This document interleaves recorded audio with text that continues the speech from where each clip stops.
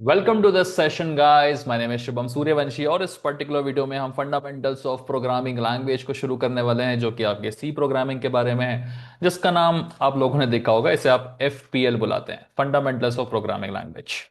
जैसा आप लोगों ने थंबनेल में देखा है, मैं इस पर्टिकुलर वीडियो में सब कुछ बताने वाला हूं। क्या पढ़ना है, क्या स्किप करना है, सिलेबस क्या है, आपसे पीवाईक्यूज कौन कौन से पूछे गए हैं, इस सेमेस्टर एग्जामिनेशन में कौन कौन से क्वेश्चंस इंपॉर्टेंट है और वो एग्जाम में आ सकते हैं, वो सब यहाँ पे दिखाने वाला हूँ इस पर्टिकुलर वीडियो में। एंड मोस्ट इंपॉर्टेंटली क्या पढ़ना है, क्या छोड़ना है, क्योंकि 100% सब कुछ पढ़ने की जरूरत है भी या नहीं इस यूनिट में, ये जानना बहुत जरूरी है।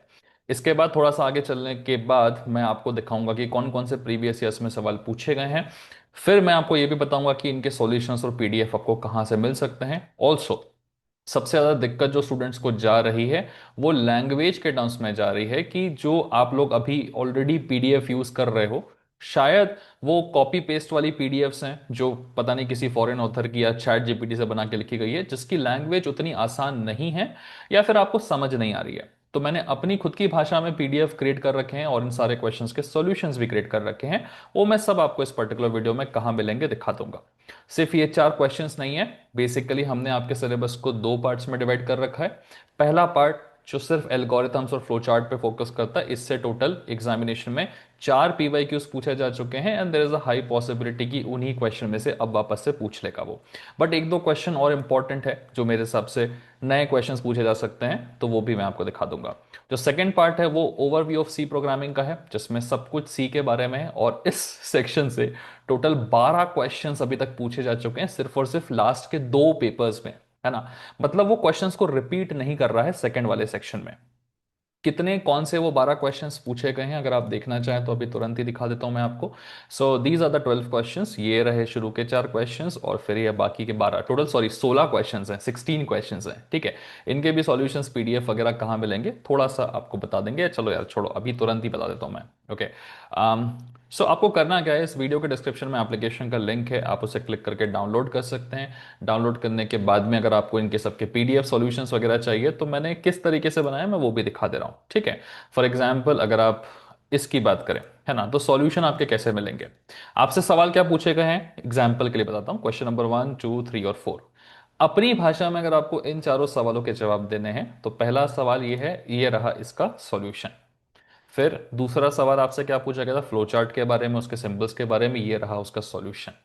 तीसरा सवाल क्या पूछा गया था, एक सिंपल फ्लो चार्ट बताइए एरिया ऑफ सर्कल क्रिएट करने का, ये रहा उसका सॉल्यूशन। तो जैसे मैं आपको बता रहा हूं ये 4 सवालों के बारे में, वैसे ही बाकी के जो 12-13 क्वेश्चन हैं जो एग्जाम में पूछे गए हैं, ठीक है, सिंपल सिंपल क्वेश्चन हैं, वह उन सारे क्वेश्चन के, ठीक है ना, ये जितने भी क्वेश्चंस आप देख पा रहे हैं इन सब के सॉल्यूशंस मैंने एक पीडीएफ में बना के रख दिए हैं, ठीक है। वो पीडीएफ कहाँ मिलेगी, जैसे मैंने कहा डिस्क्रिप्शन से एप्लीकेशन डाउनलोड कर लीजिएगा। पहले इसलिए बता रहा हूं क्योंकि बहुत बच्चे उस पीडीएफ के लिए आ रखे हैं, ठीक है ना।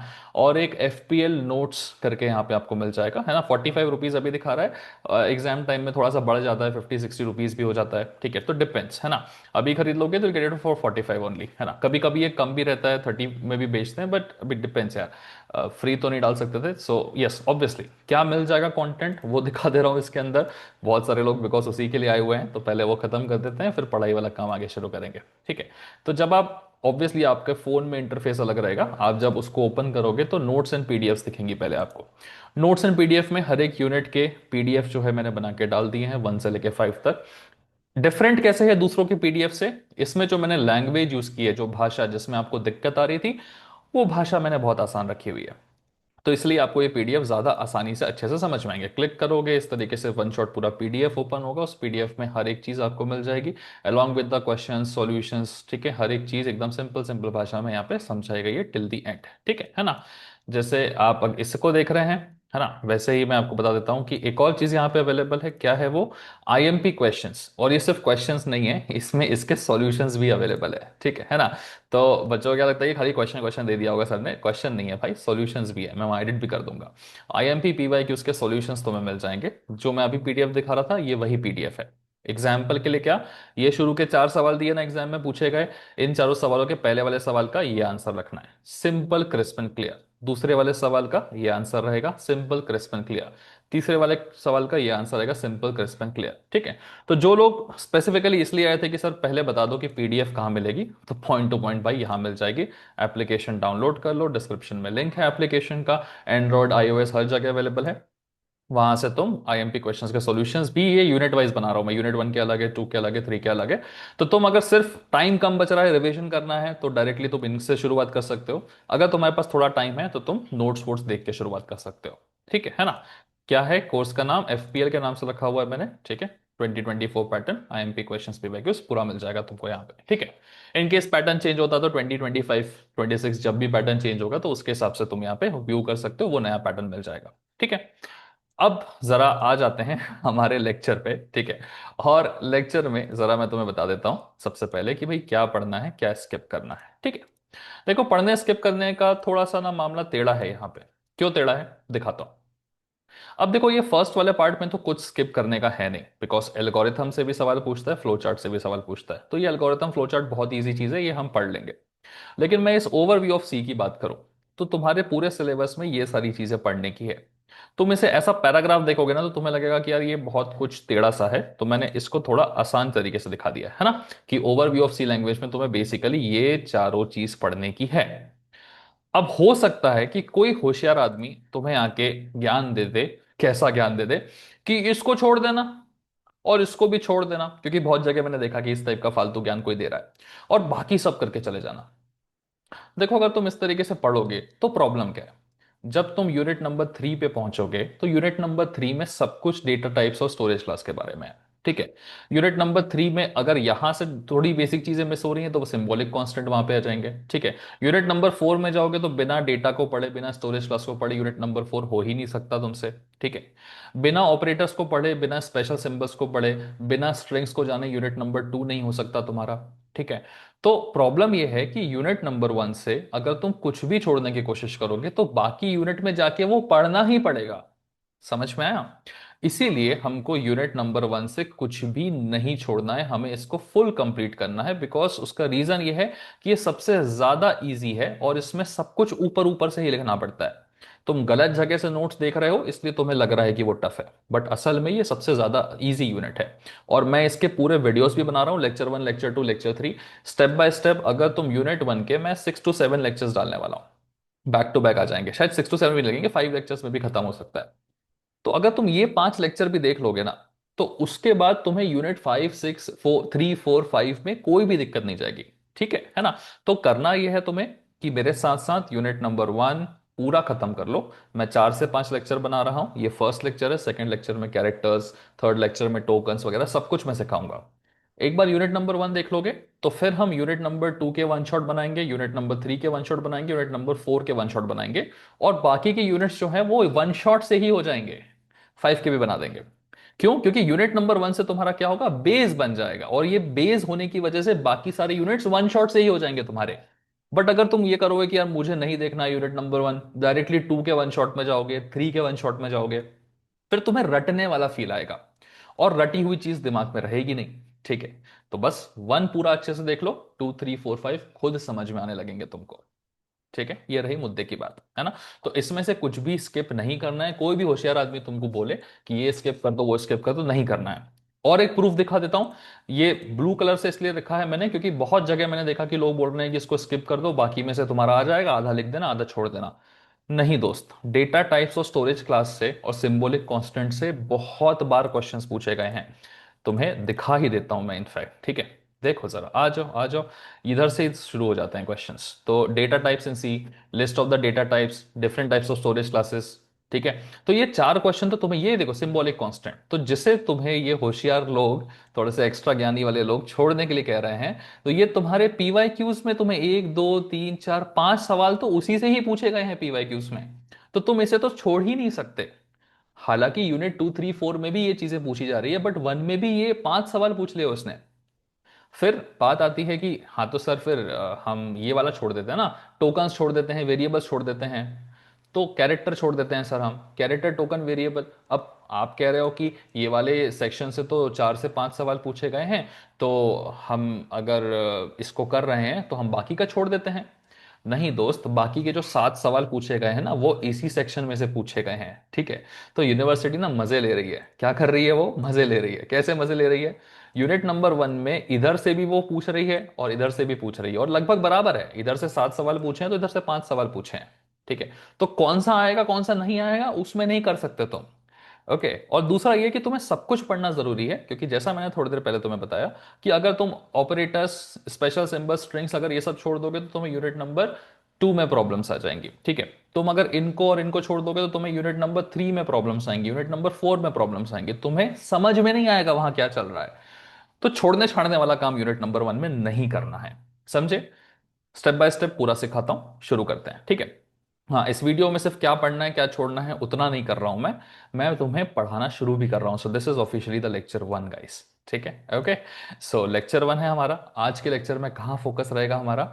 आज के लेक्चर में हमारा पूरा फोकस सिर्फ और सिर्फ आपके एल्गोरिथम और इस पे रहेगा, फ्लो चार्ट्स पे, ठीक है ना। और इसके सवालों के जवाब भी मैं दूंगा। इसके अलावा और भी जो आईएमपी क्वेश्चंस हैं वो भी मैं बताऊंगा। और सॉल्यूशंस एंड पीडीएफ कहाँ मिलेंगे वो तो बता चुका हूँ, एप्लीकेशन में से डाउनलोड कर लीजिए। एप्लीकेशन में लिंक एप्लीकेशन का लिंक दिया है वीडियो में, तो वहां से आप डाउनलोड कर लीजिए एप्लीकेशन, वहां पे सब्जेक्ट सेलेक्ट कर लीजिएगा, ठीक है। तो ये है आज का फोकस। ओके, सॉरी ये नहीं, ये है आज का फोकस इस वीडियो का, ठीक है। Algorithm and flow chart. तो शुरुआत करते हैं गाइस। सबसे पहला पीवाईक्यू जो कि एल्गोरिथम्स के बारे में। एल्गोरिथम होते क्या है? देखिए, आप चाहें तो इसे 1.5x की स्पीड में देख सकते हैं, बिकॉज मैं एकदम आसान शब्दों में सिखाने की कोशिश कर रहा हूं।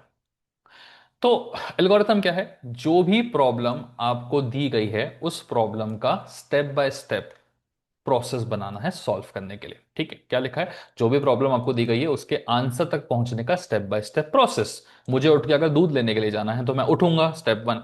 जाके नीचे गाड़ी चालू करूंगा, स्टेप 2। शॉप पे जाऊंगा, स्टेप 3। दूध लूंगा, स्टेप 4। घर आ जाऊंगा, गाड़ी पार्क करूंगा, स्टेप 5। ऊपर आ जाऊंगा, बैठ जाऊंगा पढ़ाने, स्टेप 6। तो जो प्रॉब्लम थी उसको स्टेप में डिवाइड करना है, और उसके प्रोसेस को ही हम क्या बोलते हैं? एल्गोरिथम बुलाते हैं। इसकी अंग्रेजी यहाँ नीचे लिखी हुई है, एग्जाम में तुम्हें ये अंग्रेजी लिखते नहीं है, और यही सब पीडीएफ में भी मिल जाएगा जैसा स्टार्टिंग में बताया मैंने।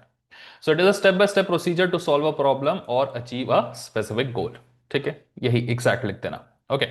लेकिन आगे जाके तुम्हें बोलेगा कि एल्गोरिथम भी लिख के बताइए एडिशन ऑफ टू नंबर्स। तो एल्गोरिथम लिखते कैसे हैं? देखिए, अगर तुम्हें दिमाग में एल्गोरिथम किसी भी चीज का लिखना है तो बताता हूं कि किसी भी काम को आपको सबसे पहले क्या करना होता है? स्टार्ट करना होता है। तो हर एक एल्गोरिथम की स्टेप नंबर 1 क्या रहेगी? स्टार्ट करना। और जिस भी चीज को आपने स्टार्ट किया उसको ऑब्वियसली आप क्या करते हो? एंड भी करते हो। तो स्टार्टिंग करना और एंडिंग करना फिक्स्ड है एल्गोरिथम में।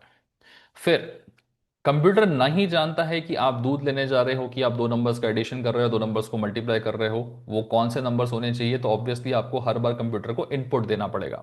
और जब भी आप कंप्यूटर को इनपुट दोगे आपको ऑब्वियसली कंप्यूटर कोई ना कोई आउटपुट देगा। तो हर एल्गोरिथम की ये 4 स्टेप तो फिक्स रहती है, और ये लिखनी है एग्जाम में कि स्टेप नंबर 1 स्टार्ट करना है, स्टेप नंबर 2 इनपुट देना है, ऑब्वियसली लास्ट में आउटपुट मिलेगा, और एंड करना है, ठीक है। अब इसके बीच में आपको क्या करना है? जो भी आपको सवाल लिखा हुआ है उसी को लिख देना है इसके बीच में। सवाल क्या है? I want addition of two numbers. तो इनपुट के टाइम पे हम क्या करेंगे? एक नंबर ए को इनपुट कर देंगे, दूसरा बी को इनपुट कर देंगे, ठीक है। ओके। फिर हम क्या बोलेंगे? ऐड द टू नंबर्स, है ना। तो मान लेते हैं कि हम सी को बोल रहे हैं कि C is the addition of two numbers. तो हम इसको सिंपली बोल देंगे कि हमारा सम है, हमारा सम क्या है? सी है। And C is basically equal to A plus B. तो ये हो गया addition of two numbers. Output में मुझे क्या चाहिए? आउटपुट में मुझे सी चाहिए। तो ये हो गया आपका एल्गोरिथम रेडी। देखा आपने कितना आसान होता है। शुरुआत अच्छे से करनी है, बस स्टार्ट करना है और एंड भी करना पड़ेगा। कंप्यूटर को इनपुट देना पड़ेगा, कंप्यूटर तुम्हें आउटपुट देगा, करेक्ट। बीच में क्या करना है? जो इनपुट दिया है उन दोनों को ऐड करने से मुझे सी मिलता है, तो ये लिख दिया मैंने बीच का स्टेप। बीच का स्टेप क्वेश्चन में से आता है, ठीक है। ये बन चुका तुम्हारा एल्गोरिथम, खत्म, एंड, ठीक है। अब यही चीज अगर थोड़ा सा अच्छे से लिखा हुआ देखने चाहते हो तो ये लो तुम्हारे सामने, ठीक है। कि ये रहा। प्रॉब्लम क्या था हमारे सामने? It was the addition of two numbers, okay. Algorithm क्या बनेगा इसका? स्टार्ट करेंगे, एंड करेंगे, ऑब्वियसली ये पहले लिख लोगे। इनपुट डालना है, आउटपुट डालना है, और बीच में क्या है? Add A and B, store the result in C. अब ये भाषा इंपॉर्टेंट है गाइस। मैंने directly C is equal to A plus B बोल दिया था, तुम ये भी लिख सकते हो, या तुम sum C is equal to A plus B भी लिख सकते हो, ठीक है ना। और ऑब्वियसली तुम्हें ये चीज मेंशन करना पड़ेगा। तो बेहतर ये रहेगा कि तुम इस भाषा का इस्तेमाल करो कि जो तुमने इनपुट दिया है उसको आप ऐड कर रहे हो और उसको स्टोर कर रहे हो इन सी। फिर चौथा स्टेप और पांचवा स्टेप तो पहले से पता है, फर्स्ट और सेकंड स्टेप पहले से पता था, खाली ये फिफ्थ स्टेप जो है वो दिमाग में रखना रहता है, ठीक है। है ना। Just a second, someone is calling यार, हेलो। सॉरी, कॉल आ गया था। तो भाई बच्चे डिमांड कर रहे हैं वीडियो बनाने के लिए, तो बना रहे हैं। चलो कंटिन्यू करते हैं। तो एल्गोरिथम हमको समझ में आ गया है, पीवाई क्यू जो था एग्जाम में, उसको पीवाई को कैसे लिखना है वो भी समझ में आ गया, और हमेशा starting ending input output 4 step, काम खत्म। ठीक है, चलो आगे बढ़ते हैं, लेट्स सी। अब ये मल्टीप्लाई करने के लिए आ गया, तो तुम फिर से बोलोगे सर हमको तो पता है कि पहला स्टेप स्टार्ट करना है, जो स्टार्ट किया उसको एंड करना है, हमको इनपुट देना और हमको आउटपुट में क्या मिलेगा, जो भी चाहिए वो आउटपुट में मिलेगा। बस एक ही स्टेप हमको क्वेश्चन के हिसाब से लिखनी पड़ती है कि आपको 2 नंबर मल्टीप्लाई करना है, तो आप क्या करोगे, मल्टीप्लाई करोगे ए और बी को, और उसका रिजल्ट कहाँ स्टोर कर लोगे, सी में। खत्म। जैसे यहाँ पे आप ऐड कर रहे थे ए और बी को, और रिजल्ट स्टोर कर रहे थे सी में। तो कुछ भी रटना नहीं होता है, बस थोड़ा सा ध्यान से समझना होता है, और इसी भाषा में पीडीएफ बना रखी है। डिस्क्रिप्शन में एप्लीकेशन का लिंक है, वहां जाओ, एफपीएल के कोर्स पे क्लिक करो और पीडीएफ उठा लो। ठीक है। तो तुम्हारा सवाल पहला वाला क्या था एग्जाम के लिए, define an algorithm and write the algorithm for addition of 2 numbers. ये उसका पूरा आंसर है, तुम्हें बस इतना ही लिख के आना है। ठीक है ना। तो स्टार्टिंग, ये थोड़ा अलग तरीके से लिखा है, फिर से दिखा रहा हूं, एंडिंग इनपुट देना है। अब 2 स्टेप में भी तुम इनपुट दे सकते हो, एक स्टेप में भी दे सकते हो। मेरे ख्याल से 2 स्टेप में दिया करो, थोड़ा सा एल्गोरिथम बड़ा लगता है, एग्जामिनर को देखने में ठीक लगता है, तो नंबर देने में वो सोचता नहीं है। ठीक है। फिर तो जो सम करना था वो करना था, आउटपुट हमको पता था सम। ठीक है। तो आप इस तरीके से भी लिख सकते हैं, मल्टीपल तरीके होते हैं, बट जितना ज्यादा स्टेप लिखोगे उतना बेहतर है, क्योंकि तुम्हारा पेपर थ्योरी वाला है। ठीक है ना। Okay, step by step process. चलिए, अब देखिए एग्जाम में और क्या पूछा गया है, कैरेक्टरिस्टिक्स ऑफ एन एल्गोरिथम। ये अभी तक सिर्फ एक बार ही पूछा गया था, वो भी पुराने वाले पैटर्न में। ठीक है ना। बट नए वाले पैटर्न में सिलेबस में तो है, तो पॉसिबल है कि ये आ सकता है एग्जाम में। हाँ जी, आ सकता है। सर इसको रटना पड़ेगा क्या? नहीं रटना पड़ेगा दोस्त। तो ये क्या लिखा हुआ है आपने, बताता हूं। तुमने अभी अभी क्या लिखा, प्रोग्राम लिखा एक, सॉरी एल्गोरिथम लिखा है, क्या, एडिशन ऑफ 2 नंबर्स। तुमको पता है कैसे लिखना था? हाँ जी, लिखना था। ये जो तुमने लिखा है ना, इसी का अंग्रेजी है ये। बताऊं कैसे? देखो, किसी भी एल्गोरिथम में हमको शुरुआत करनी होती है और एंड करना होता है। इसका मतलब वो फाइनाइट होता है। फाइनाइट का मतलब क्या है कि जो शुरू होता है वो खत्म होता है। तो हर एक चीज है ना, जो जो हमने किया है वही एल्गोरिथम के कैरेक्टरिस्टिक होते हैं, उसी को बस अलग भाषा में लिखा गया है। ठीक है। तो फाइनाइट होता है मतलब जो शुरू हुआ है वो खत्म होगा कुछ स्टेप्स के बाद में। खत्म। डेफिनेट, डेफिनेट का मतलब क्या है, हर एक स्टेप जो है वो प्रॉपर तरीके से मीनिंग कैरी करनी चाहिए। तो कोई भी स्टेप बिना मीनिंग के नहीं होनी चाहिए। तो ऑब्वियसली हमारी कोई भी स्टेप बिना मीनिंग के नहीं, मतलब फालतू बात नहीं करना है। अल्टीमेट मीनिंग इसका ये है कि काम की ही स्टेप लिखना है। ठीक है ना, इट इज क्लियरली डिफाइंड। फिर हम इनपुट देते हैं, हम आउटपुट लेते हैं, तो फिर इनपुट देते हैं तो लिख दिया हम इनपुट देते हैं। Input it should have zero और मोर इनपुट्स, मतलब कुछ ना कुछ इनपुट तो होना चाहिए। ऑब्वियसली जीरो इनपुट से तो आउटपुट मिलेगा नहीं, कुछ तो इनपुट देंगे। ठीक है ना। जीरो इनपुट भी हो सकता है एज इंटरनल जीरो। ठीक है। और इनपुट दोगे तो आपको आउटपुट मिलेगा। हाँ, ये बहुत इंपॉर्टेंट है कि कुछ कम से कम एक आउटपुट होना चाहिए। बिना आउटपुट के काम नहीं होता, मतलब इनपुट जीरो हो सकता है बट आउटपुट आपको कुछ ना कुछ मिलना चाहिए। ठीक है ना। इफेक्टिवनेस, इफेक्टिवनेस का मतलब क्या है कि आप अगर बोल रहे हो कि आपको डिवाइड करना है 2 नंबर को। ठीक है, बढ़िया एग्जांपल बताता हूं, आपको डिवाइड करना है, डिवाइड ए बाय बी। ठीक है ना। और अगर आपकी बी की वैल्यू जीरो है, तो क्या हो जाएगा कि अगर मान लो ए की वैल्यू 2 है, बी की वैल्यू 0 है, तो तुम 2 को 0 से डिवाइड करने लगोगे। अभी 2 0 से डिवाइड हो सकता है क्या? नहीं, ये तो इन्फिनिटी हो जाता है या नॉट डिफाइंड हो जाता है ना। तो हम कभी भी ऐसे नॉट डिफाइंड वाले काम नहीं कर सकते। ठीक है। तो everything has to be properly effective, हर एक का अपना एक लॉजिक होना चाहिए, और उसको एक प्रॉपर तरीके से परफॉर्म होना चाहिए। इनफैक्ट डेफिनेटनेस में ये चीज भी आती है कि हमें नॉट डिफाइंड चीजें नहीं करनी। इन्फिनिटी 2/0 नॉट डिफाइंड होता है, हमें डिफाइंड चीजें ही करनी होती है। ठीक है ना। तो सारे ऑपरेशंस बेसिक होने चाहिए, कोई भी ऑपरेशन ऐसा 2/0 इन्फिनिटी वाला नहीं होना चाहिए। ठीक है। तो एल्गोरिथम के जो मीनिंग्स हैं ये रहे, ये 5 मीनिंग, ये कैरेक्टरिस्टिक्स ऑफ एन एल्गोरिथम पूछ सकता है, तो वही लिखना कि इनपुट होना चाहिए, आउटपुट मिलना चाहिए, स्टार्ट होना चाहिए, एंड होना चाहिए। ठीक है। इफेक्टिव होना चाहिए, अच्छे से लिखा होना चाहिए, साफ सुथरा रहना चाहिए।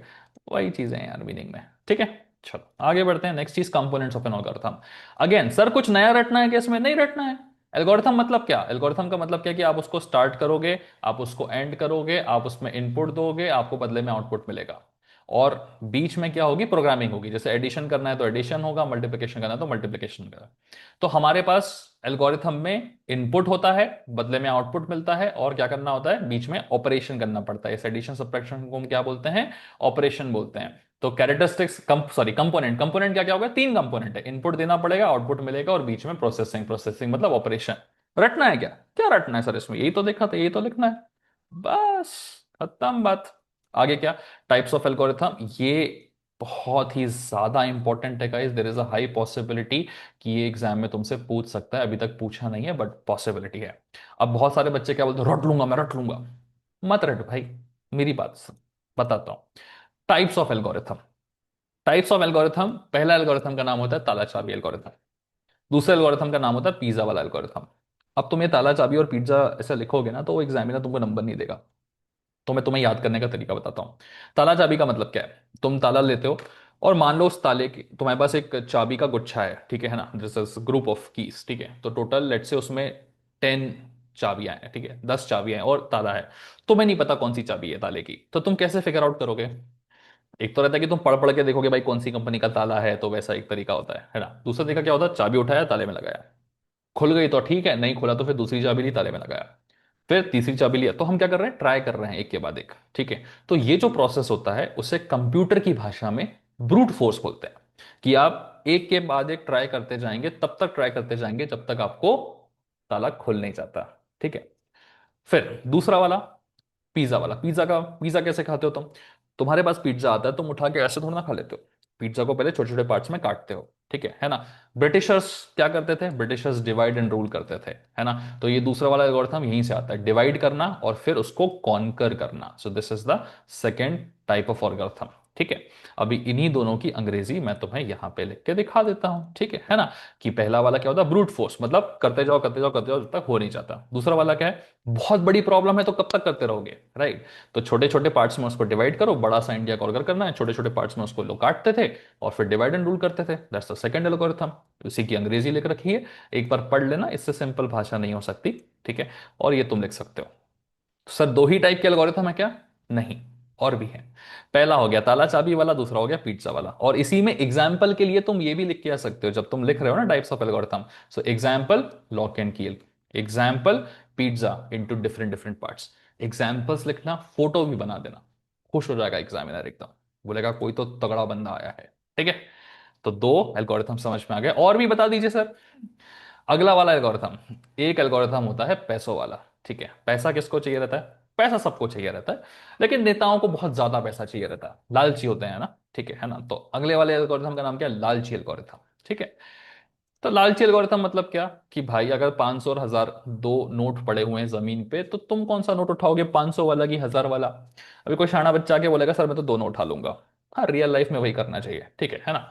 बट कंप्यूटर ये नहीं बोलता दोनों उठा लो, कंप्यूटर कहता है कि भाई दोनों में से जो बेहतर है उसको उठाओ। कंप्यूटर लालची होता है, ठीक है ना। तो आप बोलोगे 2000 वाला बेहतर है, कंप्यूटर बोलेगा वो ले लो। यही उसकी अंग्रेजी है कि always choose the best option available. लालची 2000 का नोट उठा लेगा, क्या पता वो नकली हो, वो नहीं देखेगा, तो बेस्ट ऑप्शन, ठीक है। अगला वाला क्या होता है, पजल वाला, है ना। ये मेज पजल है, तुम ऐसे बचपन में खेलते होंगे कि ऐसे ऐसे ऐसे ऐसे जाएंगे और फिर ये फंस गए। दूसरा रास्ता लेते हैं, ऐसे निकलेंगे, घुसेंगे घुसेंगे घुसेंगे, ओ शिट फंस गए। तो हम क्या करेंगे, जब फंस जाते हैं तो हम क्या करते हैं, हम वापस जाके बाहर निकलते हैं, फिर किसी दूसरे रास्ते से जाने की कोशिश करते हैं। फिर अगर हम फंस जाते हैं तो फिर क्या करते हैं, हम वापस बाहर निकलते हैं, फिर किसी दूसरे रास्ते से जाने की कोशिश करते हैं। तो यही होता है आपका अगला वाला एल्गोरिथम, ठीक है। कि जहां जब फंस जाओ तो फिर वापस आ जाओ अपनी लोकेशन पे और फिर आगे बढ़ो।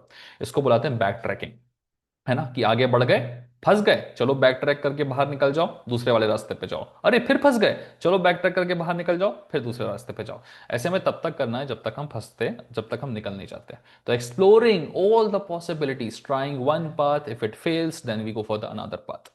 अभी जो मेरी बातें तुम सुन रहे हो ना, इसके बाद तुम्हें एल्गोरिथम्स पकड़ के तुम टीचर को पढ़ा सकते हो, ठीक है ना।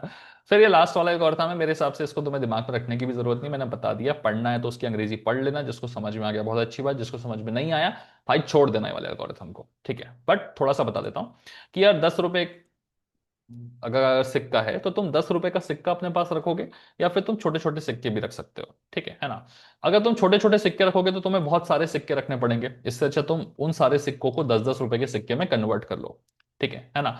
तो अगर तुम 10-10 रुपए के सिक्कों में कन्वर्ट कर लोगे तो तुम्हें कम सिक्के रखने पड़ेंगे, तो तुम 10-10 सिक्कों के कम के सॉल्यूशंस बना लो अपने बड़े प्रॉब्लम के। उस टाइप का कुछ मीनिंग होता है, मैं एक्सप्लेन करके डिटेल में नहीं जाना चाहता बिकॉज मुझे बड़ा टाइम पास लगा। छोड़ दो, कुछ नहीं होता इसको। जितने तुम चार लिख के आना बढ़िया, ठीक है। टाइप्स ऑफ एल्गोरिथम में कौन से एल्गोरिथम अपन ने सीखे? सबसे पहला एल्गोरिथम ताला चाबी वाला, दूसरा वाला हो गया पिज्जा वाला, तीसरा वाला हो गया लालची वाला, चौथा वाला हो गया जिसमें हमें बैक ट्रैकिंग करनी पड़ती है, बस खत्म। जैसे मैं आंख बंद करके तुम्हें बोल पा रहा हूँ, तुम्हें भी याद हो गया होगा टाइप्स ऑफ एल्गोरिथम। बस क्या, इसी चीज का पीडीएफ देख लेना, डिस्क्रिप्शन में एप्लीकेशन का लिंक है, वहां से पीडीएफ मिल जाएगी। खत्म। कुछ रटना नहीं है दोस्त, सब दिमाग में है। नेक्स्ट क्या पूछ सकता है तुमसे, भाई एल्गोरिथम को सर रिप्रेजेंट कैसे करते हैं? तो अभी तक क्या कर रहे थे, एल्गोरिथम को रिप्रेजेंट ही तो कर रहे थे ना।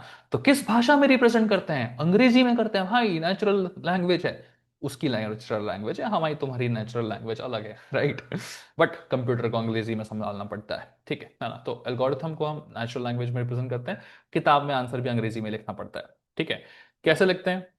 वैसे तो लिखते हैं sir, writing the steps of an algorithm, start करना है, एंड करना है, इनपुट देना है, आउटपुट मिलेगा, बीच में काम करना है। तो वही चीज लिख देनी है, कोई नया रटने का है नहीं है सर। जो काम करते थे अंग्रेजी में एल्गोरिथम में, उसी को लिख देना है। स्यूडो कोड, ये बढ़िया चीज है। अब देखो स्यूडो कोड में क्या करना होता है ना, तुम्हें पूरी अंग्रेजी नहीं लिखनी होती है। जैसे अगर मैं तुम्हें यही बोलूं कि यार तुम एल्गोरिथम को स्यूडो कोड में लिख के बताओ, स्यूडो कोड का मतलब क्या, वो एक्चुअल कोड नहीं होता है, पर कोड जैसा दिखता है, ठीक है ना। तो तुम यहां पे लिख दोगे स्यूडो कोड का मतलब कहेंगे नॉट एन एक्चुअल कोड, ठीक है, it is not an actual code but looks like a code, ठीक है, उतना काफी है। तो कैसा? देखो यार, तुम स्टार्ट कर रहे हो ना, तो स्टार्टिंग और एंडिंग तो ऑब्वियसली तुम्हें देनी ही पड़ेगी स्यूडो कोड में भी। बस तुम यहां पे डायरेक्टली क्या लिख दोगे कि मैं इनपुट दे रहा हूं, मैं इनपुट किस किस को दे रहा हूं, ए और बी को दे रहा हूं, ठीक है। और मेरा सी है जो मुझे क्या देगा, ए प्लस बी देगा, ठीक है ना। और आउटपुट में क्या मिल रहा है मुझे, सी लिख रहा है। मतलब तुम ऐसे छोटे छोटे शब्दों में लिख रहे हो, तुम यहीं पर लिख के भी छोड़ सकते हो, ठीक है ना। कि इतना लिख दिया, यही हो गया तुम्हारा, है ना। अब तुम क्या कर रहे हो, इसमें ऐड देम नहीं लिख रहे हो, डायरेक्टली ए प्लस बी लिख दे रहे हो, ठीक है। सो इनपुट दोनों नंबर्स को एक साथ लिख दे रहे हो, तो कोई नई चीज नहीं है, ये इस टाइप का ही हो जाता है, बहुत सिंपल तरीके। मतलब ज्यादा लैंग्वेज का इस्तेमाल ना करके शॉर्ट में लिखने की कोशिश करना, ठीक है ना। डिस्प्ले द रिजल्ट लिखना है क्या? नहीं लिखना है, डायरेक्टली लिख दो आउटपुट सी। ओके। जैसे इसी को अगर तुम लिखना चाहो तो तुम इस तरीके से लिख सकते हो कि इनपुट किया, सम किया, आउटपुट में सम दे दिया। तो इसके कंपैरिजन में ये थोड़ा छोटा लग रहा है और इसको देख के समझ में भी आ रहा है, बट ये कोड है क्या? नहीं, लेकिन कोड जैसा दिखता है कि स्टार्टिंग होती है, इनपुट होता है, सम होता है, आउटपुट होता है। तो कोड नहीं है, पर कोड जैसा दिखता है। It is a mixture of the language and the coding style, ठीक है। कोडिंग ऐसे करते हैं, भाषा ये होती है, उन दोनों का mixture is called as pseudo code. समझ में आ गया? पीडीएफ में देख लेना इसकी भाषा एक बार और लिख के देख लेना, खत्म काम। अगला होता है ऑप्टिमाइज करना एल्गोरिथम को। कैसे ऑप्टिमाइज करते हैं सर एल्गोरिथम को? देखो ये बहुत आसान है, किसी भी एल्गोरिथम को ऑप्टिमाइज करना।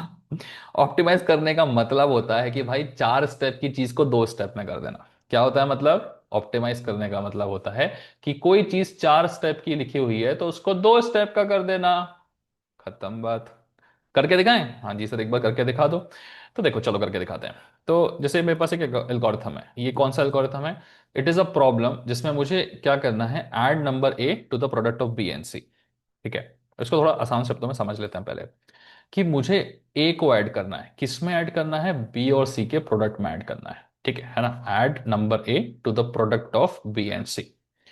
अब नॉर्मली अगर तुम इसका एल्गोरिथम लिखोगे तो तुम कैसे लिखोगे कि मेरे को स्टार्ट करना है और मेरे को एंड करना है, ऑब्वियसली मेरे को इनपुट में नंबर्स देने हैं और मुझे आउटपुट में कुछ मिलेगा, ये 4 तो मेरे को पता ही है। बीच में मैं क्या कर रहा हूं, मैं पहली स्टेप में बी और सी को आपस में मल्टीप्लाई कर रहा हूं और उसको डी बना दे रहा हूं, ठीक है। फिर मैं जो ए है उसको डी में ऐड कर रहा हूं और उसको ई बना दे रहा हूं, और आउटपुट में क्या दे रहा हूं, ई। मतलब मैं इसको एक लाइन में ना करके मैं इसे 2 लाइन में कर रहा हूं। कैसे कर रहा हूं, पहले बी इंटू सी कर दिया तो डी बन गया, फिर जो डी बना है उसको ए पे ऐड कर दिया और क्या बना दिया, ई दे दिया, और मुझे आउटपुट मिल गया। तो मैंने इसको क्या किया, 2 स्टेप में किया। ऑप्टिमाइज करने का मतलब क्या है कि मैं इसे 2 स्टेप में ना करके एक ही स्टेप में कर दूं, तो ये ऑप्टिमाइज हो जाएगा। इतना ही, इतना ही। तो स्टार्टिंग करना पड़ेगा, एंडिंग करना पड़ेगा, वो तो फिक्स है। इनपुट देना पड़ेगा, बदले में आउटपुट मिलेगा, वो भी फिक्स है। तो क्या चेंज होगा सर? बस इतना ही चेंज होगा दोस्त कि ये जो 2 स्टेप का प्रोसेस था उसको एक स्टेप में कर देंगे। तो अंग्रेजी क्या होगी इसकी?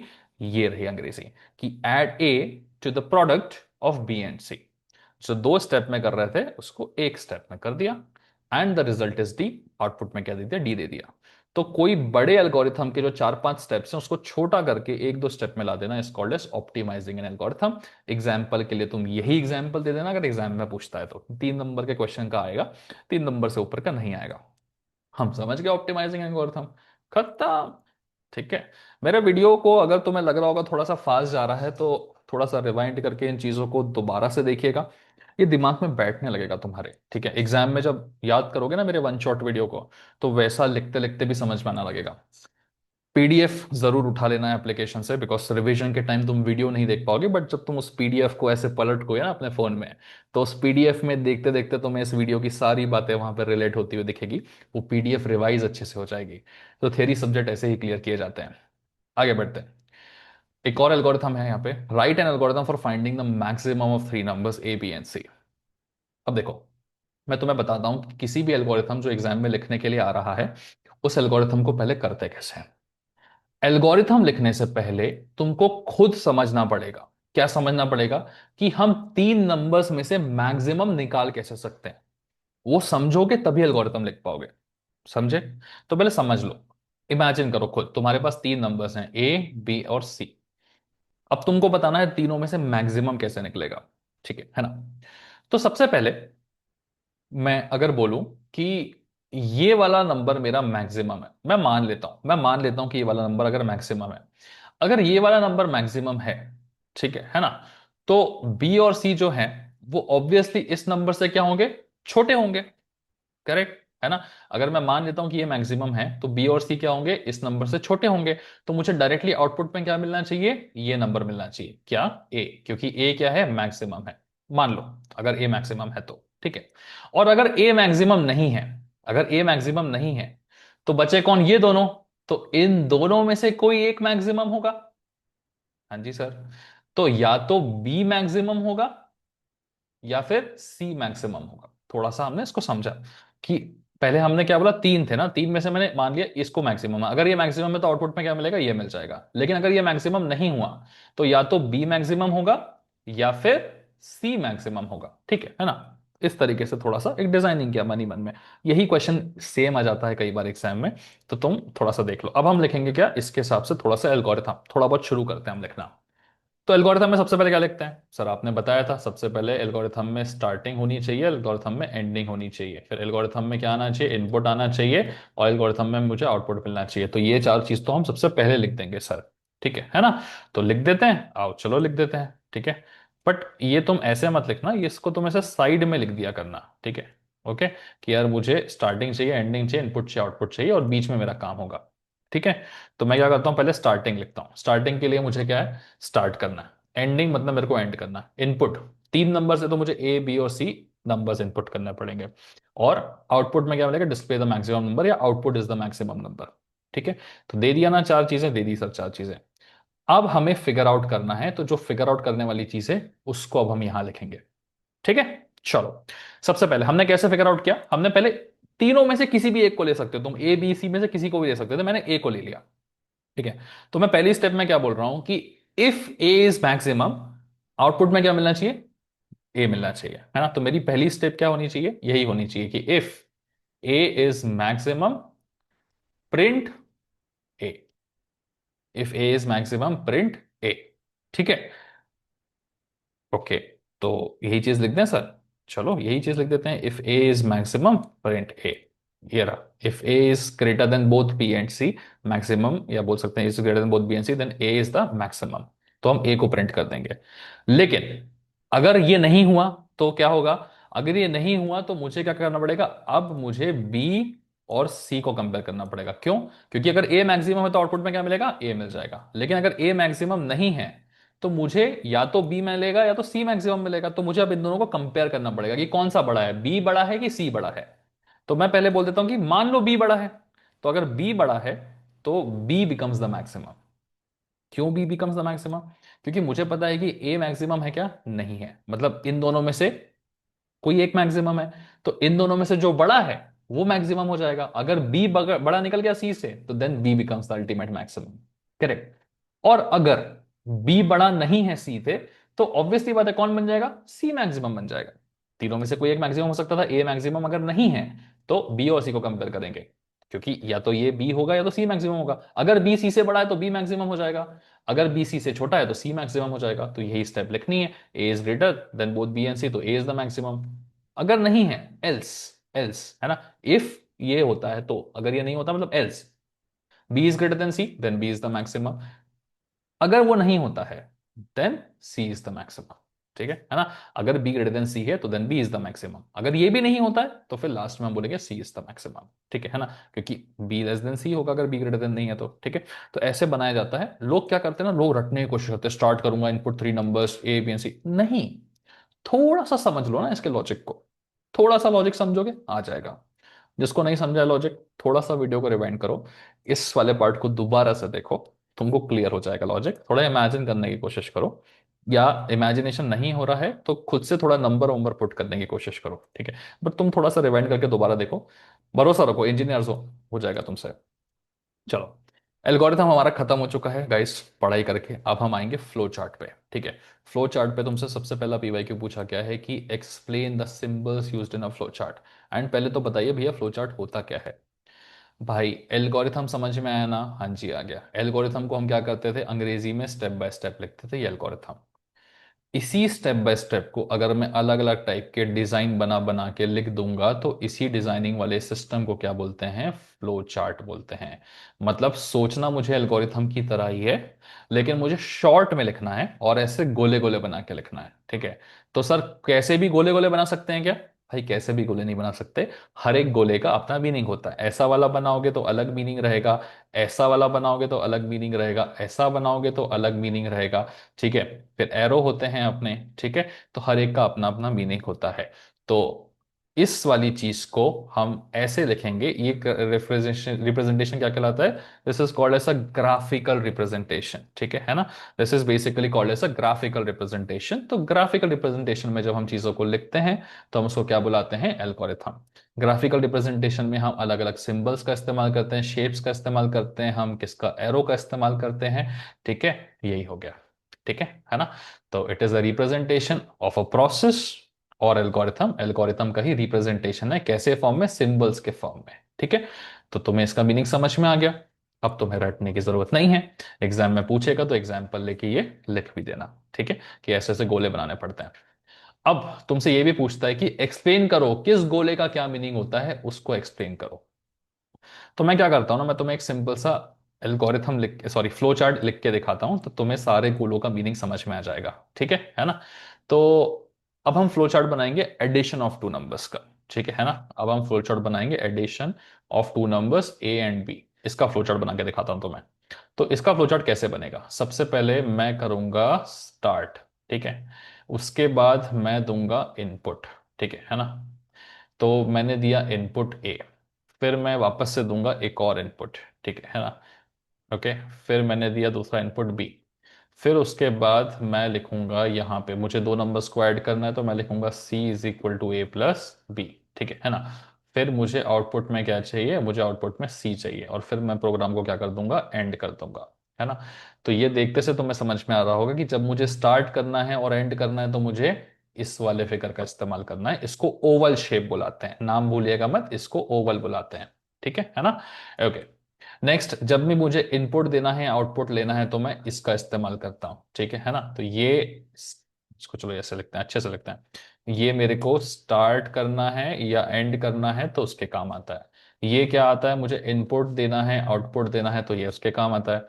स्क्वायर डब्बा किसके काम आता है, जब भी मुझे एडिशन करना है, सब्ट्रैक्शन करना है, मल्टीप्लिकेशन करना है तो मुझे स्क्वायर डब्बा या रेक्टेंगल डब्बा इस्तेमाल करना पड़ता है, एरोस, एरोस बहुत इंपॉर्टेंट है, क्योंकि एरो बताते हैं फ्लो कैसा है, कि पहले स्टार्ट होगा, फिर ए बी इनपुट जाएंगे, फिर इस तरीके से फ्लो बताने का काम क्या है, एरो का। तो एरो क्या करता है, एरो आपको फ्लो बताता है, है ना। ये क्या करता है, ये डिसीजन मेकिंग में हेल्प करता है। डिसीजन मेकिंग मतलब क्या, कि इफ एल्स, ये जो अपन ने देखे थे ना थोड़ी देर पहले, जैसे ए और बी को हम कंपेयर कर रहे थे, अगर ए मैक्सिमम है तो उसको लिख दो, एल्स बी और सी में कंपेयर करो। तो ये डिसीजन मेकिंग में काम आता है। एक आधा एल्गोरिथम फ्लो चार्ट में डिसीजन मेकिंग का लिख के दिखाऊंगा, तुम्हें अच्छे से समझ में आएगा। तो सुन सुन के तुम्हें अभी चीजें समझ में आ गई होंगी। अब चलो दिखाते हैं इसी की अंग्रेजी, कि ओवल, ओवल शेप क्या कहता है, स्टार्टिंग एंडिंग के काम आता है। इसको हम बोलते हैं पैरेललोग्राम, सेकंड वाला, इनपुट आउटपुट के काम आता है। रेक्टेंगल, ऑपरेशंस प्लस माइनस करने के काम आता है। एरो, फ्लो बताने के काम में आता है। और ये डिसीजन मेकिंग के काम आता है, यस नो वाले आउटकम्स के या ट्रू फॉल्स वाले आउटकम्स के काम आता है, तो एक फ्लो चार्ट को देख के तुम उसी की भाषा समझ गए होंगे। पीडीएफ डाउनलोड कर, डाउनलोड तो नहीं होता है, खैर व्यू हो जाता है वहां पे। सो एप्लीकेशन डाउनलोड करना है, पीडीएफ वहां मिल जाएगा, ये सब वहां पे देखने को मिलेगा। तो उठा लो और उस पीडीएफ से देख देख कर रिवीजन कर लेना। तुम्हें यही करना है, वीडियो यहां से देखना है, फिर एक बार पीडीएफ को पलट लेना है और सब कनेक्शन बैठ जाएगा, काम हो जाएगा। ठीक है, चलो खत्म। एग्जाम में प्रीवियस ईयर्स में कुछ पूछेगा, हाँ देखो यार एक बार ना ये भी चीज पढ़ लीजिएगा, rules of the flow chart. ये rule of the flow chart कुछ रटने वाली चीज नहीं है, ठीक है। रूल्स वही हैं जो हम काम कर रहे थे ना थोड़ी देर पहले, उसी को रूल्स कहलाते हैं। मतलब क्या, कि हमें हमेशा फ्लो चार्ट को स्टार्ट करना पड़ता है विद अ कीवर्ड, और हमें उसको एंड करना पड़ता है विद अ कीवर्ड। मतलब हर एक फ्लो चार्ट स्टार्ट भी होना चाहिए और एंड भी होना चाहिए। तो हम यही चीज तो करते थे, जो करते थे वही लिखना है रूल्स में, ठीक है ना। All symbols in the flow chart must be connected with an arrow line. बिना एरो के तुम फ्लो चार्ट नहीं बना सकते, ऑब्वियसली नहीं बना सकते। Each decision should have two और मोर डिस्टिंक्ट आउटकम्स। ये इंपॉर्टेंट है, जब भी आप ऐसे वाला सिस्टम वो यूज करते हो ना, डिसीजन मेकिंग वाला, जिसमें यस और नो वाला काम होता है, तो ऑब्वियसली अगर यस आया तो अलग साइड रूट से जाओगे, नो आया तो अलग रूट से जाओगे, तो कम से कम दो आउटकम्स होने ही चाहिए जब आप ये डिसीजन वाला काम करते हो। Should be from top to bottom और लेफ्ट टू राइट। मतलब हम कभी भी ये इस टाइप से लेफ्ट में किसी चीज को नहीं बना सकते, हमें ऐसे बनाना पड़ेगा और साथ में ऐसे बनाना पड़ेगा, प्लस हमें ऊपर से नीचे जाना पड़ेगा। तो हम हमेशा ऊपर से नीचे जाएंगे, लेफ्ट टू राइट जाएंगे, हम कभी भी ऐसे ऐसे लेफ्ट की तरफ फ्लो चार्ट में नहीं जाएंगे। बढ़ेंगे तो नीचे जाएंगे या राइट में जाएंगे, समझ में आया। तो जो ऐसे यस लिखा था वो कभी नहीं करना है, नीचे ले लो और राइट में ले लो ऐसा, ठीक है। तो यही उसके रूल्स होते हैं, पीडीएफ से एक बार पढ़ लीजिएगा या थोड़ा सा वीडियो को पीछे करके देख लीजिएगा, काम हो जाएगा।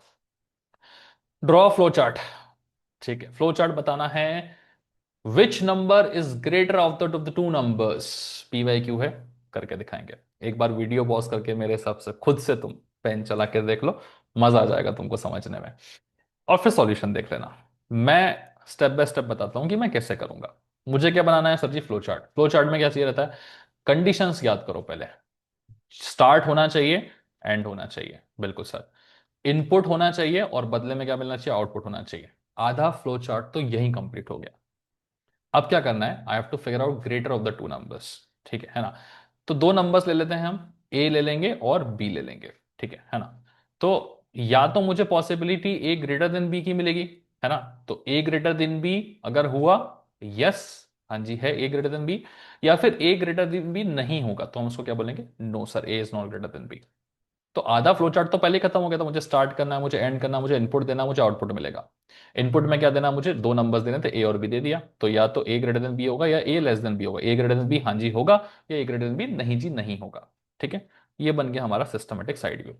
अब इन्हीं चीजों को हमें गोला गोला बना के दिखाना है। चलो दिखाते हैं गोला गोला बना के। पहला गोला, स्टार्ट करना है एंड करना है, ये लीजिए, स्टार्टिंग का गोला एंडिंग का गोला ओवल शेप का होता है, शेप ध्यान रखना है। इनपुट देना है आउटपुट देना है, तो दो नंबर से ए और बी दोनों को इनपुट दे दो, input number A input number B, ठीक है। फिर अब देखो, याद करो याद करो याद करो, हमने एक ऐसा वाला देखा था ना, ये क्या करता है, डिसीजन मेकिंग के काम आता है ना ऐसा वाला। तो जब भी हम ऐसा वाला लेते हैं, इसका मतलब हमें दो आउटकम्स मिलेंगे। तो ए और बी को कंपेयर करना है तो हम इसके अंदर लिखेंगे ए और बी को, क्योंकि इसके दो पॉसिबिलिटीज हैं। ए ग्रेटर देन बी हो सकता है तो हम बोलेंगे हाँ जी है, और नहीं हो सकता तो हम क्या बोलेंगे, नहीं जी नहीं है। जब यस नो कंपेयर करना है, ट्रू फॉल्स कंपेयर करना है, तो हम ऐसे वाले का इस्तेमाल करते हैं, ठीक है। अब वही चीज यहां बनाएंगे कि हाँ जी ए ग्रेटर देन बी है क्या, अगर है तो एक रास्ता, और नहीं है तो दूसरा रास्ता। तो जब रास्ते निकालने होते तो हम ऐसा वाला स्ट्रक्चर बनाते हैं। अगर ए ग्रेटर देन बी नहीं है, ए बी से बड़ा नहीं है, नहीं है मतलब ए छोटा है और बी बड़ा है, तो हम क्या बोलेंगे, आउटपुट में क्या मिलेगा सर जी, बी मिल जाएगा। क्योंकि ए ग्रेटर देन बी है क्या, नहीं है, तो बी बड़ा होगा ए से, डिस्प्ले नंबर। और अगर ए ग्रेटर देन बी हुआ सर, तो कौन हो जाएगा डिस्प्ले में, ए हो जाएगा, एंड, खत्म। ठीक है, ज्यादा इसमें बोलूंगा नहीं क्योंकि बोल के फायदा नहीं है, तुम लोग समझदार हो, इंजीनियर तो देख के समझ के होंगे। ए ग्रेटर देन बी है, नहीं है, तो फिर बी मैक्सिमम हो गया क्योंकि मुझे बड़ा नंबर बताना था। और अगर ए ग्रेटर देन बी है, हाँ जी है सर, मतलब ए मैक्सिमम है, खत्म। इतनी सी बात है यार। चलो, अब तो फ्लो चार्ट लो चार्ट रटना नहीं पड़ेगा, अब तो एकदम ऐसे प्रो हो जाओगे। एक और प्रीवियस ईयर क्वेश्चन है, डिवीजन ऑफ टू नंबर्स। देखो दोस्त, डिवीजन थोड़ा सा डिफिकल्ट होता है, एडिशन इजी होता है, माइनस करना इजी होता है, मल्टीप्लिकेशन भी करना बहुत इजी होता है। लेकिन डिवीजन में एक रूल है जो हमें ध्यान रखना है हमेशा, कि अगर तुम ए को डिवाइड कर रहे हो बी से, तो अगर तुम्हारा बी जीरो हो गया तो क्या हो जाती है कंडीशन, इन्फिनिटी की हो जाती है। मतलब जैसे 2 को 0 से डिवाइड करोगे तो इन्फिनिटी की कंडीशन या नॉट डिफाइंड की कंडीशन हो जाती है। ठीक है ना। मतलब हम इसको क्या बोलते हैं, डिवीजन नॉट पॉसिबल। तो एग्जाम में जानबूझ के वो डिवीजन का क्वेश्चन देता है, बिकॉज अगर जीरो रहा तो डिवीजन नॉट पॉसिबल। और बहुत सारे बच्चे क्या करते हैं ना कि ये डिवीजन वाली स्टेप को फ्लो चार्ट में लिख के नहीं आते हैं। वो नहीं लिख के आओगे तो वो नंबर नहीं देगा तुमको। तुम्हें ये डिवीजन वाली स्टेप लिखनी है। ठीक है। तो डिवाइड करना है तो तुमको चीजें तो पता है कि मुझे डिवाइड करना है, बस डिवीजन वाली स्टेप ध्यान रखनी है। ठीक है। अब इस स्टेप को फ्लो चार्ट में कैसे लिखेंगे वो देखो। सबसे पहले तुम बोलोगे सर फ्लो चार्ट लिखना है क्या? हाँ जी, फ्लो चार्ट लिखना है। क्या क्या आता है फ्लो चार्ट में? एल्गोरिथम जैसे ही तो होता है सर। सबसे पहले उसको स्टार्ट करना होता है और फिर उसको एंड करना होता है। फ्लो चार्ट में मुझे इनपुट देना होता है, बदले में मुझे आउटपुट मिलता है, और बीच में कालाकांडी वाले काम होंगे जो भी होंगे। ठीक है ना। तो इतना काम कर दें? हाँ जी कर देते हैं। ये हो गया स्टार्ट एंड इनपुट देते हैं। दो नंबर्स को डिवाइड करना है, एक को ए दे दिया, दूसरे को बी दे दिया। अब मुझे ध्यान रखना है कि अगर मैं ए को बी से डिवाइड कर रहा हूं तो बी जीरो नहीं होना चाहिए। ठीक है। मतलब मेरे पास दो कंडीशन बन रही है। क्या कंडीशन बन रही है? अगर मैं ए को बी से डिवाइड कर रहा हूं, ठीक है, अगर बी जीरो बन गया तो प्रॉब्लम हो जाएगी। ठीक है ना। तो मुझे एक जगह क्या लेना पड़ेगा कि मेरा जो बी है वो जीरो नहीं बन रहा है। ठीक है। और दूसरी जगह क्या लेना पड़ेगा कि बी जीरो बन रहा है। ओके है ना। तो उसको कैसे लिखेंगे? क्योंकि मुझे एक जगह लेना कि बी जीरो नहीं बन रहा है, एक जगह लेना कि बी जीरो बनेगा, मतलब मुझे दो पॉसिबिलिटीज यस नो वाली लेनी है। अब वो यस नो वाली पॉसिबिलिटी कैसे आएगी? देखो, बनाना पड़ेगा। बनाया तुमने इसको? हाँ जी बना दिया। अगर बी जीरो है, अगर बी जीरो है, ठीक है, तो इसका मतलब मैं डिवीजन नहीं कर सकता। और अगर बी जीरो नहीं है तभी मैं डिवीजन कर सकता हूं। तो मैंने क्या बोला कि B is equal to zero पे पॉसिबिलिटी बननी थी। B is equal to zero false है, मतलब बी जीरो नहीं है। नहीं है इसका मतलब क्या कि मैं डिवाइड कर सकता हूं। और अगर बी जीरो है मतलब मैं डिवाइड नहीं कर सकता। तो अगर B is equal to zero है तो मैं क्या बोलूंगा भैया, because B is equal to zero है तो division by zero is not allowed. अगर B is equal to zero है तो division by zero is not allowed. And और अगर b is equal to zero false, मतलब b जीरो नहीं है, नहीं है तो डिवीजन बाय b हो जाएगा, तो q is equal to a by B. और फिर आप एंड कर दोगे, खत्म, प्रिंट रिजल्ट q। मतलब या तो रिजल्ट q मिलेगा या तो रिजल्ट ये मिलेगा। अगर b is equal to zero है तो ये रिजल्ट मिलेगा, b is equal to zero नहीं है, फॉल्स है, तो ये रिजल्ट मिलेगा। सिंपल यार, 3 नंबर का सवाल पूछा गया था। देख रहे हो कितना इजी है नंबर लेके आना। बस लॉजिक समझना होता है। और नंबर हमेशा इस वाले पार्ट के मिलते हैं, बिकॉज एग्जामिनर को पता है कि गलती होगी तो इसी पार्ट पे होगी। तो जब भी दो पॉसिबिलिटी वाला गेम आता है वो डिवीजन में हमेशा आता है, तो ध्यान रखना है तुमको। ठीक है। चलिए, उसके बाद क्या है नेक्स्ट? हाँ, ये बहुत इजी सवाल है, 3 नंबर का पूछा गया था। This is also previous year question. ठीक है। अब तो तुम समझ गए होंगे कि फ्लो चार्ट है, मैं ज्यादा ज्ञान नहीं दूंगा अब इसमें। सिंपल बात है, स्टार्ट करना है, एंड करना है। जी सर। रेडियस चाहिए इनपुट में। एरिया ऑफ अ सर्कल का फॉर्मूला क्या होता है हमको पहले से पता है। Area of a circle, area is equal to pi into r square. तो मुझे इनपुट में क्या देना है? रेडियस देना है, तो दे दो ना सर, इनपुट में रेडियस दे दिया। अब ऑब्वियसली आउटपुट में मुझे क्या मिलेगा? एरिया मिलेगा। लेकिन बीच में क्या होगा? एरिया का formula pi into r into r. तो मैं बोलूंगा भैया एरिया का फॉर्मूला करके कैलकुलेट कर दीजिए, pi into r into r. Output में आप मुझे एरिया दे दीजिए, प्रिंट रिजल्ट एरिया, एंड खत्म, 3 नंबर, सिंपल। ठीक है। सिंबल्स ध्यान रखना है कैसे क्या बनते हैं। ओके, बस खत्म है गाइस चीजें। इसके बाद सी लैंग्वेज की शुरुआत हो जाती है। और सी लैंग्वेज में जितना भी हमने सी के बारे में पढ़ा है उसमें टोटल 16 क्वेश्चंस एग्जाम में पूछे गए हैं। हालांकि सारे क्वेश्चन एक दूसरे से रिलेटेड है। एक एग्जांपल दिखा रहा हूं मैं, नेक्स्ट वीडियो में सी से शुरुआत कर रहा हूं। तो जैसे मैंने आपको पहले भी बताया कि डिस्क्रिप्शन में एप्लीकेशन का लिंक है, वहां पे सारे पीवाईक्यूज वगैरह आपको देखने को मिल जाएंगे। किसी ने अगर बीच में से शुरुआत की है इस पर्टिकुलर वीडियो की, अगले वीडियो में मैं तुम्हें कैरेक्टर्स पढ़ा रहा हूं, उसके बाद वाले वीडियो में टोकन्स पढ़ाऊंगा। हिस्ट्री ऑफ सी भी नेक्स्ट वीडियो में ही मैं आपको बता रहा हूं। ठीक है। बस तुम्हें एक छोटी सी चीज दिमाग में रखनी है कि यूनिट नंबर 1 हमको स्टेप बाय स्टेप कंप्लीट करनी है। ठीक है। यूनिट नंबर 1 के मैं टोटल 5 to 6 लेक्चर्स में पूरा यूनिट खत्म कर दूंगा। इसको पूरे लेक्चर्स करने हैं। यूनिट नंबर 2, यूनिट नंबर 3, इसके बाद तुम उसके वन शॉट देख। आई एम नॉट 100% श्योर कि वो सिर्फ वन शॉट में होगा या नहीं, बट एटलीस्ट 2, 3, 4 से पॉसिबली तुम वन शॉट देख पाओगे। ओके, नाउ डिपेंड्स कैसे करना है। ठीक है। अगर नहीं बनते हैं 2 और 3 के वन शॉट, तो एक पेड कोर्स बना के डाल दूंगा, तो तुम उस पेड कोर्स में अपनी चीजें देख सकते हो। Okay, sure. ठीक है। लेट्स सी फिलहाल के लिए भी क्या कर सकते हैं। ओके, सो नाउ एक आखिरी चीज जो मुझे तुम्हें बतानी थी कि जो कुछ मैंने अभी तुम्हें पढ़ाया है उसको मैंने कैसे बताया है। तो मैं जैसे मैंने बताया अभी कि हर एक सवाल जो तुमसे एग्जाम में पूछा जा रहा है, ठीक है, जैसे ये सवाल है तुम्हारे प्रीवियस ईयर के, उनके आंसर्स बना के मैंने डाल दिए हैं। क्वेश्चन नंबर 2 उसका आंसर, क्वेश्चन नंबर 3 उसका आंसर, क्वेश्चन नंबर 4 उसका आंसर। ये सब कहाँ अवेलेबल है? ये सब जाओ जाके एप्लीकेशन का लिंक डिस्क्रिप्शन में डाउनलोड करो। FPL नोट्स करके अवेलेबल है। 40-45 रुपीज का प्राइसिंग है, एग्जाम टाइम में थोड़ा 70-80 रुपए तक पहुंच जाता है, तो इसलिए अभी परचेस कर लो। ओके, और इसमें तुम्हें सारा कुछ मिल जाएगा, जो भी तुम्हारा कंटेंट है पढ़ने का। दो चीज़ें मिलेंगी, नोट्स मिलेंगे, IMP क्वेश्चंस मिलेंगे। तो जैसे मैंने तुम्हें अभी बताया, IMP क्वेश्चंस बेहतर हैं अगर तुम्हें कम टाइम में रिवीजन करना है, तो IMP क्वेश्चन और उसके सॉल्यूशंस दोनों, ठीक है, सॉल्यूशंस भी हैं, सिर्फ क्वेश्चंस नहीं है। तो जो अभी PDF दिखा रहा था वो IMP क्वेश्चन और सॉल्यूशन में मिल जाएगी तुम्हें। यहाँ से तुम फटाफट रिवीजन कर सकते हो। और अगर तुम्हें प्रॉपर नोट्स दिखने हैं तो फिर जाओ नोट्स वाले सेक्शन में। हाँ, ये है तुम्हारा नोट्स का सेक्शन, और इसमें क्लिक करो, इसमें पहला वाला नोट्स खोलो। जो कुछ मैंने अभी पढ़ाया है, हर एक चीज स्टेप बाय स्टेप, एल्गोरिथम क्या होता है, उसके कैरेक्टरिस्टिक्स क्या होते हैं, उसके कंपोनेंट्स क्या होते हैं, जैसा मैंने तुम्हें पढ़ाया है वैसे तुम सेम टू सेम यहाँ PDF में उसे देख सकते हो। लाइक शेयर सब्सक्राइब जरूर करिएगा। जितने ज्यादा व्यूज आएंगे, जितने ज्यादा लोग लाइक शेयर सब्सक्राइब करेंगे, उतना ज्यादा मोटिवेशन मिलेगा, तो फटाफट से आगे के वीडियो डालूंगा, ठीक है। और अपने कॉलेज ग्रुप में इस वीडियो को शेयर करो, बिकॉज मुझे अभी श्योरिटी नहीं है, मुझे BXC का भी बनाना है, मुझे वन शॉट वीडियोस, मुझे और एक इसके केमिस्ट्री के भी बनाने हैं।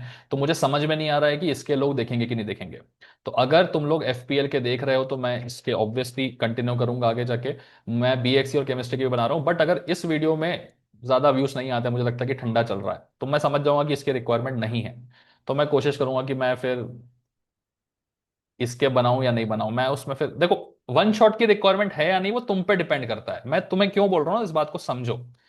जो मैकेनिक्स M1 जैसा सब्जेक्ट है ना, वो तो ऑब्वियसली न्यूमेरिकल बेस्ड सब्जेक्ट है, वो लोग देख रहे हैं जाके PDF या तो यूट्यूब पे या फिर पेड उसमें मेरा लेके देख रहे हैं। बट ये जो वन शॉट की सीरीज के लिए मुझे मैसेजेस आ रहे थे, ठीक है, अगर तुम लोग अपने कॉलेज के ग्रुप में इन वीडियोस को शेयर करोगे, जो मैं तुम्हें यहाँ यूट्यूब पे दिखा रहा हूं, तो लोग ज्यादा देखेंगे, तो मुझे पता चलेगा कि भाई वन शॉट FPL का बहुत लोगों ने देखा है, मतलब इसका सीरीज बनाने का है पूरा, राइट। तो मैं उस पर उतना काम करूंगा, ठीक है। सेम मैं BXC केमिस्ट्री की बना के डालूंगा, फिजिक्स से ऑलरेडी बना के डाल चुका हूँ। जितना हो सके कॉलेज ग्रुप में शेयर करो। लोग देखेंगे तो ही तो मुझे पता चलेगा ना कि भाई डिमांड है। देखेंगे ही नहीं तो फिर मैं चले जाऊंगा सेकंड ईयर या कुछ और बनाने के लिए, राइट। तो तुम पे डिपेंड करता है, ठीक है। तो लाइक शेयर सब्सक्राइब जितना हो सके करते रहें गाइस, ठीक है। So that was all for today, so that's it, bye bye and take care guys.